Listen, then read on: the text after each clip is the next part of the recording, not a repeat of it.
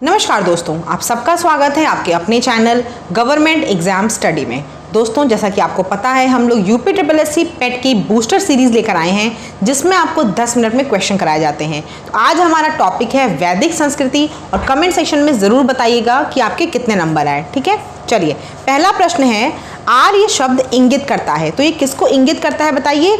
आर्य शब्द जो है वो श्रेष्ठ वंश को इंगित करता है। किसको करता है? डी। और दोस्तों, इन सभी PDF को अगर आपको लेना है तो आपको क्या करना होगा, ये जो सारी चीज़ें मैं करा रही हूँ प्लस जो मैं थ्योरी आपको पढ़ाती हूँ वीडियो में यूट्यूब में, उन सभी की PDF अगर आपको चाहिए तो 300 रुपीज़ आपको इस नंबर पे 8957215956 इस पर आपको गूगल पे या फ़ोन पे करना है। डेमो आप चाहो तो देख सकते हो, उसके बाद लेना।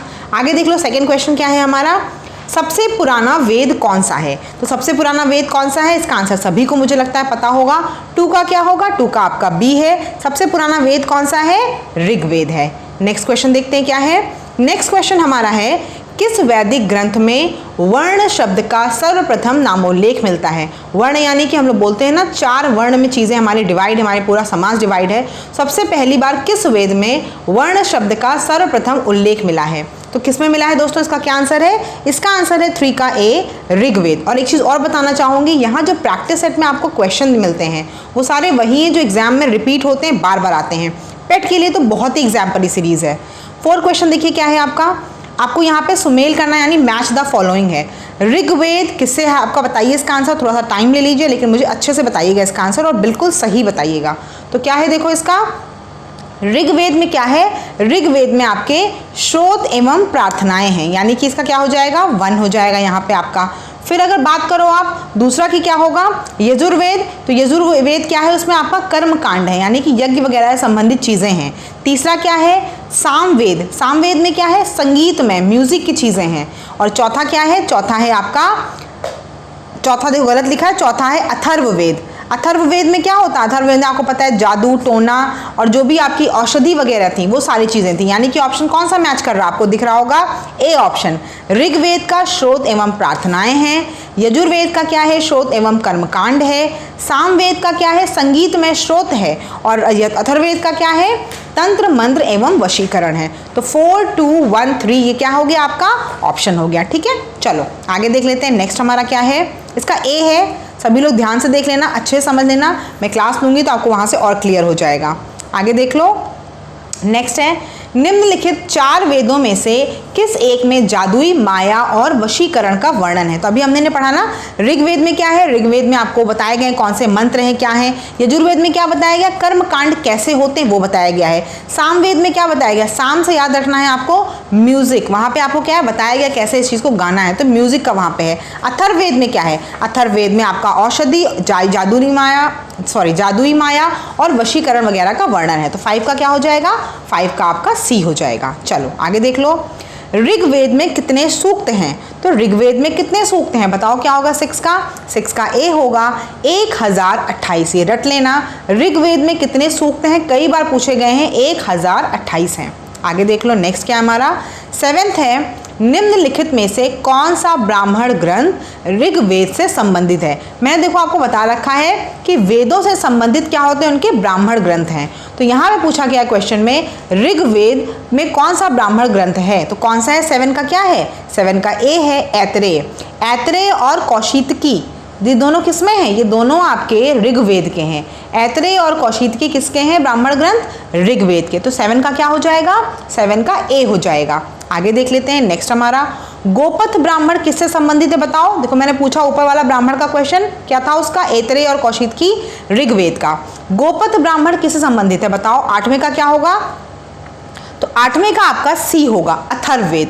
गोपथ किससे संबंधित है? अथर्ववेद। ये सारे ब्राह्मण ग्रंथ बहुत इंपॉर्टेंट है, जो मैंने वीडियो बनाऊंगी अभी उसको ज़रूर देख लेना, वहाँ सारी चीज़ें क्लियर हो जाएंगी। बाकी जितने लोग PDF ले रहे हो उनको ये सब चीज़ें PDF से मिल जाएंगी, सारे क्वेश्चन। तो PDF पढ़ के फिर प्रैक्टिस सेट करना, बहुत मज़ा आएगा आपको। चलो आगे देख लो। 9 क्वेश्चन क्या है? ऋग्वेद का कौन सा मंडल सोम को समर्पित है? तो ऋग्वेद का कौन सा मंडल सोम को समर्पित है? 9 का क्या होगा? 9 का आपका सी होगा।